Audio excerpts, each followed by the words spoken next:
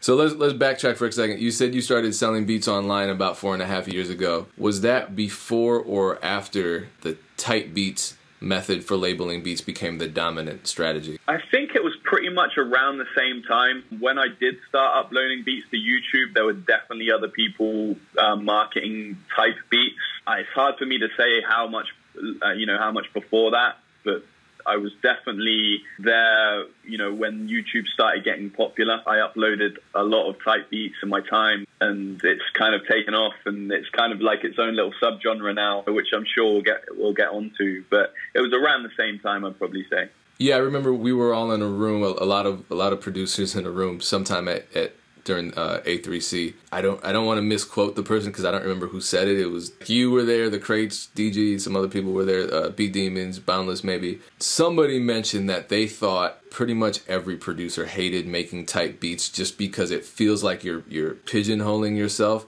but right. It's also really effective. So what is your opinion on how to utilize type beats while still maintaining your creativity? Great. Yeah, I like this question because I really believe that out there, and especially in the industry and in certain parts online, there's a misconception in regards to what a type beat actually is. I've heard a lot of people say, "Oh, don't send me any type beat." I read that today, actually.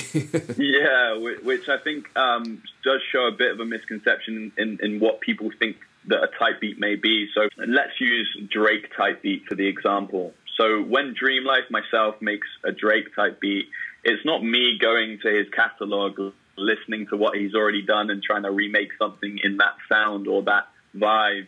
Basically what it is if Drake was going to walk in my studio door right now and I had to play him a beat, what would I play? That's what I do when I make a Drake type beat. It's still my sound. It's still going to be something that's 100% me, an original. In my case, I'm marketing it towards people that would potentially be interested in the same types of beats that Drake raps on. So it's still 100% original. We're not out here copying other producers.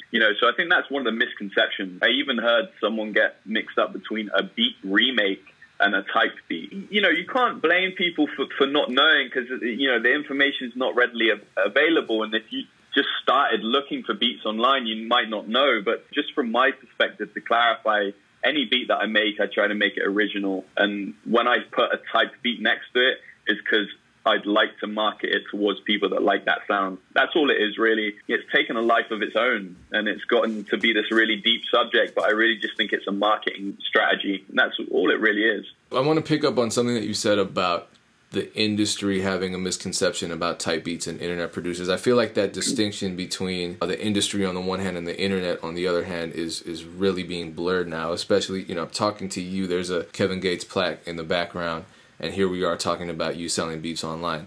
So you got people like Cash Money AP, Taz Taylor, so on and so forth, signing these high-profile publishing deals with record labels, Warner Brothers, APG. It seems to me that distinction it's almost non-existent at this point. The fact that you're doing both is interesting. How did you end up getting your first industry placement? My first industry placement, as we just mentioned, was Kevin Gates. It was on the album Isla. It was actually the opening track called Not the Only One. And that was a collaboration between me and a producer out of Atlanta named Go Grizzly. We've been sending ideas back and forth for a little while. And Grizz was actually already plugged in with Kevin Gates. He'd worked on a few of his prior projects. He was able to send that to him and get that to him. And from what I understand and what I've heard, that really connected with Kevin. The song came out. I was super happy when I heard it. And I've gotten really good feedback from the track as well. And I was actually a Kevin Gates fan at the time, still am. So, it was a pretty big deal for me. And I was pretty proud of the finished project. Just to be clear, and I think this is really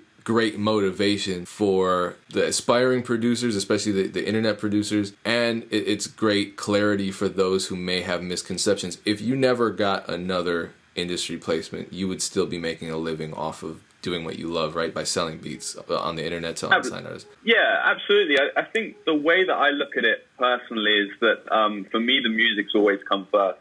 So the bottom line for me is if I can sit down every day and make the music I want to make, and get paid for doing it, that's all I really want to do. All of the placements, the plaques and the glamour and the glitz, that's all good, but I'd definitely be happy enough just sitting here making the music I want to make. It really motivates me to just work on my sound and get better and better, and also work with other producers. I really enjoy collaborating with a lot of you guys. I've collaborated with you quite often, Payne, as well. So it's a really good climate at the moment for the online producer, in my opinion. It's definitely a viable business plan to live off beats. But like I said, you just got to have your own lane. So, I'm definitely happy with how it's going, and, motivated to just kind of see where we can all take it, because there's so many dope producers out there now, and especially online, that I'm hearing. So you got to stay motivated as well, and there's definitely a lot of inspirational stuff out there.